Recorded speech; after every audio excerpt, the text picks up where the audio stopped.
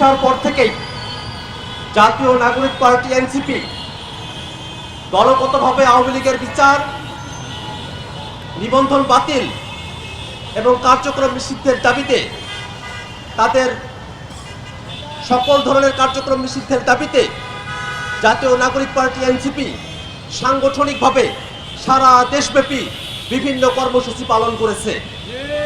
আমরা সরকারের কাছে দাবি জানিয়েছিলাম, গত 5ই আগস্ট বাংলাদেশের জনগণ ফ্যাসিবাদী আওয়ামী লীগের বিরুদ্ধে যে রাজনৈতিক সিদ্ধান্ত গ্রহণ করেছিল, সেই রাজনৈতিক সিদ্ধান্তকে আইনগত রূপদান করতে হবে। আমরা সরকার আজকে যে সিদ্ধান্ত গ্রহণ করেছে, আজকে পরিপত্র এসেছে, গণহত্যার দায়ে দল হিসেবে আওয়ামী লীগের সকল এবং তাদের সকল সহযোগী এবং অঙ্গ সংগঠনের সকল ধরনের কার্যক্রমে নিষেধাজ্ঞা আরোপ করা হয়েছে। সরকার যে সিদ্ধান্ত গ্রহণ করেছে, জাতীয় নাগরিক পার্টি এনসিপির পক্ষ থেকে আমরা সেই সিদ্ধান্তকে ইতিবাচক হিসেবে গ্রহণ করছি। কিন্তু দুর্ভাগ্যের বিষয়, অভ্যুত্থানের পরেও এই ফ্যাসিবাদী আওয়ামী লীগ, গণহত্যাকারী আওয়ামী লীগ এবং তাদের অঙ্গ সংগঠনের নেতাকর্মীরা বিভিন্ন সময়ে এই বাংলাদেশের রাজপথে তারা ঝটিকা মিছিল করবার মতো দুঃসাহস দেখিয়েছে। অ্যান্টিব্যাকটেরিয়াল অ্যাডিটিভ যুক্ত সেরা ওয়াটার ট্যাঙ্ক বিশুদ্ধ পানিতে ব্যাকটেরিয়া জন্মাতে দেয় না। আমরা এখনো পর্যন্ত আওয়ামী লীগের যারা প্রেতাত্মা, আওয়ামী লীগের যারা দোসর, আওয়ামী লীগের যারা গণহত্যাকারী, তাদের বিচার কার্যক্রম এখনো পর্যন্ত দৃশ্যমান পর্যায়ে উন্নীত হতে দেখি নাই। এখনো পর্যন্ত আওয়ামী লীগের দোসরেরা বাংলাদেশ থেকে পালিয়ে যাওয়ার সাহস পায়, এই বিষয়কে আমরা নিন্দার সঙ্গে স্মরণ করছি। বন্ধুগণ আমার, আমরা সরকারের কাছে দাবি জানাই, সরকার যে পরিপত্র ঘোষণা করেছে, সেই পরিপত্র অনুযায়ী আওয়ামী লীগের অঙ্গ সংগঠন, সহযোগী সংগঠন, ছাত্রলীগ, যুবলীগ, স্বেচ্ছাসেবক লীগ সহ অন্যান্য যতগুলো সংগঠন আওয়ামী লীগের পারপাসকে সার্ভ করেছে, প্রত্যেকটা সংগঠন এবং তাদের দোসররা তাদেরকে যেখানেই পাবে আইন শৃঙ্খলা রক্ষাকারী বাহিনী তাদেরকে গ্রেফতার করবে। বাংলাদেশের জনগণ স্পষ্ট করে জানিয়ে দিতে চায়, গত 16টা বছর ধরে বাংলাদেশের মানুষের ভোটাধিকার কেড়ে নিয়ে আওয়ামী লীগ বাংলাদেশে যে ফ্যাসিবাদ তৈরি করেছিল, আওয়ামী লীগ যে পলিটিক্যাল ক্যাপিটাল তৈরি করেছিল, বাংলাদেশের জনগণের সম্পদগুলোকে বিদেশে পাচার করেছিল।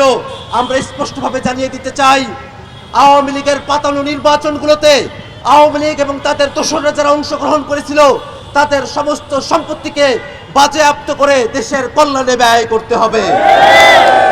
সংগ্রামী জনতা, দলগতভাবে আওয়ামী লীগকে বিচারের যে প্রভিশন আন্তর্জাতিক অপরাধ ট্রাইব্যুনাল আইনে যুক্ত করা হয়েছে, সেটাকে কার্যকর করতে হলে আন্তর্জাতিক অপরাধ ট্রাইব্যুনাল এখন যে ধীমে তালে চলছে, এখন যে মন্থর গতিতে চলছে, এখন যে শূন্যতার মধ্য দিয়ে চলছে, তেমন কোন মন্থর গতির আন্তর্জাতিক অপরাধ ট্রাইব্যুনাল আওয়ামী লীগের বিচার করার সক্ষমতা রাখে না।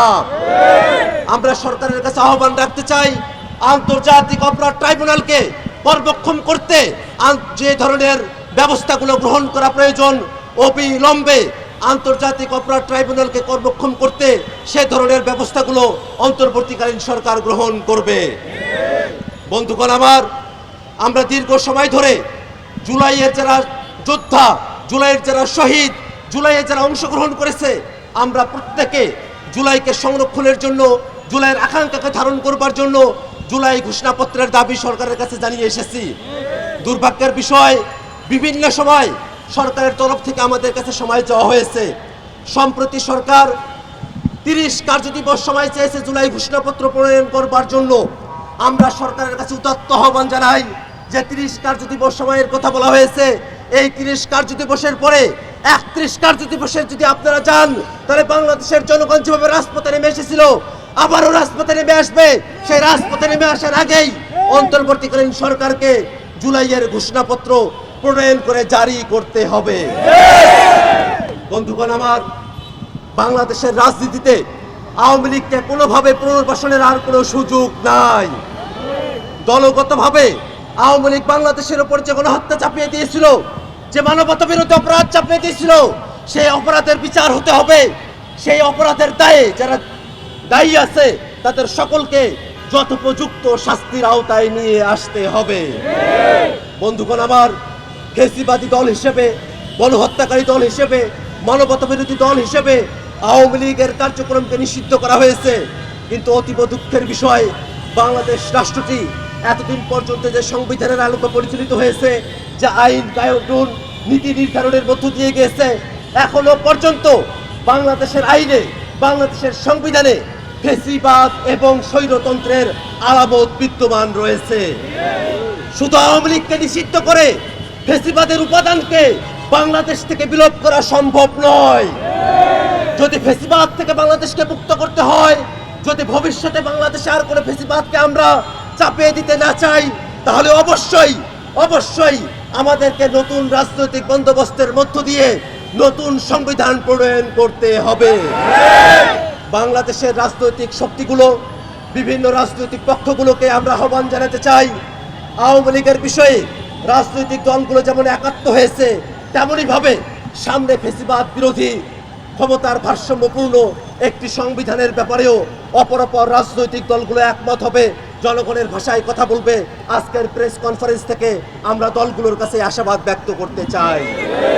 বন্ধুগণ আমার, আজকের জনতা রাজপথে স্লোগান দিয়েছে, একটা লীগ ধরে ধরে জেলে ভর। যদি আওয়ামী লীগের কোনো প্রেতাত্মা বাংলাদেশে কোনো ধরনের সন্ত্রাসী কার্যক্রম চালাবার পায়তারা করে, যদি রাজপথে আসার সাহস করে, যদি কোথাও গোপনে মিটিং করবারও সাহস করে, আমরা জুলাই জনতার পক্ষ থেকে, এনসিপির পক্ষ থেকে আমরা জানান দিতে চাই, যেখানে আওয়ামী লীগের কোনো দোষরকে পাওয়া যাবে সেখানেই তাকে প্রতিহত করা হবে, ধরে নিয়ে এসে তাকে বিচারের মুখোমুখি করা হবে, জেলখানায় পাঠানো হবে। বাংলাদেশকে কোনোভাবেই আওয়ামী ফ্যাসিবাদের দোসরদেরকে আমরা আর এক বিন্দু পরিমাণে ছাড় দিতে প্রস্তুত নই। বন্ধুগণ আমার, এই আন্দোলনে বাংলাদেশের আপামর ছাত্র জনতা, বাংলাদেশের সকল রাজনৈতিক গোষ্ঠী যারা এই আন্দোলনকে সমর্থন দিয়েছেন, আন্দোলনের পাশে থেকেছেন, আপনাদের সকলকে জাতীয় নাগরিক পার্টি এনসিপির পক্ষ থেকে আমরা সাধুবাদ জানাতে চাই। আমরা আপনাদের সকলের অংশগ্রহণের মধ্য দিয়ে বাংলাদেশকে নতুন কাঠামোর মধ্য দিয়ে আমরা উন্নীত করতে চাই। বন্ধুগণ আমার, আওয়ামী লীগের কার্যক্রম নিষিদ্ধের দাবিতে যে আন্দোলন আমাদের চলে এসেছে, সে আন্দোলনকে ফ্যাসিবাদী ব্যবস্থা মুক্ত নতুন সংবিধানের দাবিতে আমরা পর্যবেসিত করতে চাই, বাংলাদেশকে নতুনভাবে আমরা পরিচালিত করতে চাই। সেই সংগ্রামে বাংলাদেশের আপামর জনতাকে অংশগ্রহণ করবার আহ্বান জানিয়ে আমি আমার সংক্ষিপ্ত বক্তব্য এখানেই শেষ করছি। ইনকিলাব জিন্দাবাদ।